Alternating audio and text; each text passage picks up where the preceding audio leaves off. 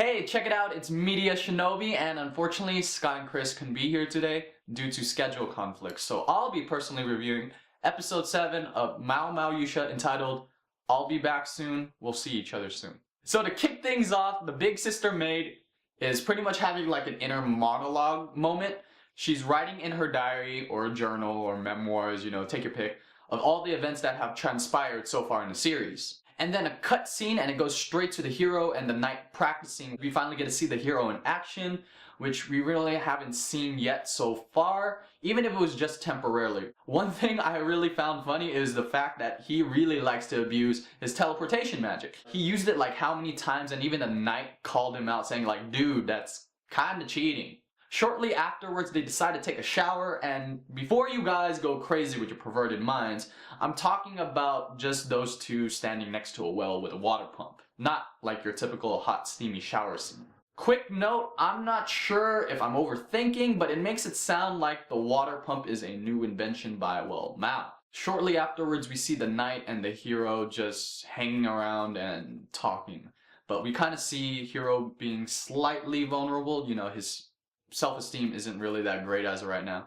He really finds everyone amazing, and he just wants to be as helpful as possible to Mao because he really does care about her. But he feels like he's not doing much due to the fact that all he knows how to do is fight. You know what, anyway, moving along from that normal scene, which I just made super depressing, the little sister maid discovered how to make carbonated drinks, which I thought was pretty cool and slightly funny. Just because compared to the other inventions that were discovered so far in the series, this one's the most unnecessary out of all of them, just because it's more of a luxury than a necessity. And then it goes to like another cutscene to the general dude, you know, the guy who ran away last episode. He is gonna be sentenced to death, which I thought was slightly... I feel like... You know what, honestly, I don't know how to feel about this, just because I didn't really care for this character. All he did that I know about was he ran away with the entire army, leaving that city defenseless. So the sentence makes sense, but I didn't really care for him, so it was like whatever to me. And like out of nowhere, like a freak earthquake just happens. And you know, according to Mao, this is the second one this month. And you know, based on the dialogue, it sounds like it's foreshadowing something bad's gonna happen in the future. I actually have no idea. Maybe I'm overthinking about it, but I'll just keep that in the back of my mind. So now it goes with the hero, Mao, and the big sister maid. They're traveling to the Iron Country, if I got that correct, in order to see if their prototype that Mao requested is completed. During their trip, they decide to talk about education. And it's pretty funny the way they worded it, that you don't realize that you need education until you actually have the education to realize that you do need education. So one, ow, that hurts my head. And two, more importantly, I thought that was pretty cool because it is actually true. So they finally reached the area, and the invention that Mao was working on just happens to be the printing press. Now, this is a big deal because this allowed us to be effective and quick with communication that could be easily distributed to everybody in faraway places or close by.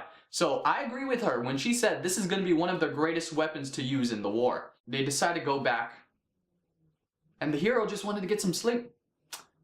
However, both Mao and the knight coincidentally wanted to sneak into his room to get a little one-on-one action. So they found out about each other's plans just like that.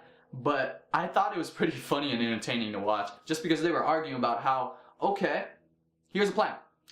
You could get the floor, and I'll get the bed. Okay, you could get the bed during the day, and I'll get it during the night. You know, everything works out. That kind of mentality I found pretty funny, just because it's not that he belongs to me and me only. It's that he belongs to me and me only. I understand that he cares about you, but we gotta realize who's numero uno in his life. And if this is not obvious enough, I'm talking about myself. Well, as a compromise, the head maid just like shows up randomly and then says, maybe I should just give him the tea myself. And they were like, no, don't do that. We need to settle this between us, not you. And then out of nowhere, the head maid just pushes them both into the room, disturbing the hero who's trying to grab some sleep. So they both decide to just sleep in the same bed with the hero, regardless of his reluctancy, and just pet his hair like a freaking dog, and I thought that was pretty funny. And this is where it slightly gets depressing again. Mao talks about how she needs to leave temporarily to go back to the demon world and get her demon license, which I thought was pretty weird. You need a license to be a demon king. I need to go to the grave of all the previous demon kings and then do something there. So they didn't really give specifications as to what does she have to do. And this is where they kind of have like an eye-to-eye moment. Yeah, we're friends. Yeah, we're technically rivals as well, but we do have one thing in common. We care about the hero. And I really appreciate that. They kind of show that what's more important here. So after that scene, it goes straight to the guy who, the general dude who, you know, ran away. And then that blonde dude from the Bright Island, if I remember correctly. You know, the guy who got decommissioned due to the fact that he got a lot of people killed and got taken over by that kid in the South region. Those two decide to team up together, and it shows that, one, the general dude who ran away got away again because they used a replacement for him to be sentenced to death. And he actually lost his eye to the rats, which I thought was kind of funny and unfortunate, and I feel terrible. They finally evolved from two people we just didn't really care for and we didn't really like to actual antagonists. So we're going to be seeing them pretty soon, and that's pretty much the end of the episode. I really did enjoy this episode. A lot of inventions definitely showed up during this episode. We got the printing press, we got the water pump, I'm assuming. We also got carbonated drinks, which I thought was pretty cool as well. Kind of random, but cool. The printing press was really the important one that really stuck out for me just because of that explanation I gave earlier. It was a big deal. We got to see more of the love triangle between Mao, Knight, and Hero. I'm kind of glad it's not the drama-based love triangle just because, you know, this series so far has been kind of like on the light note. It's very happy, you know, despite the very ambiguous worldly themes that are attached to this series. So, you know, if it was drama, I'm not saying it would be bad. I would say it would just bring down the happiness, which to me, which would be kind of depressing. One thing I find funny and I demand answers for is, where is the mage? I've been asking this.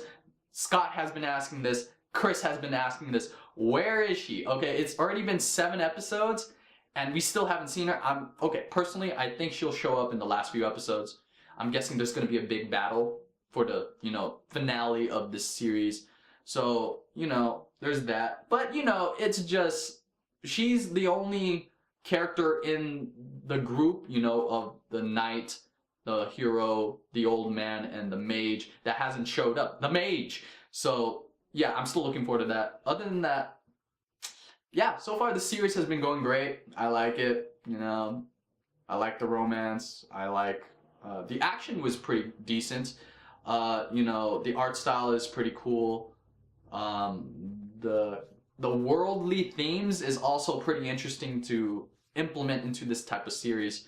So other than that, yeah, this ends this review. So this is MediaShinobi signing out.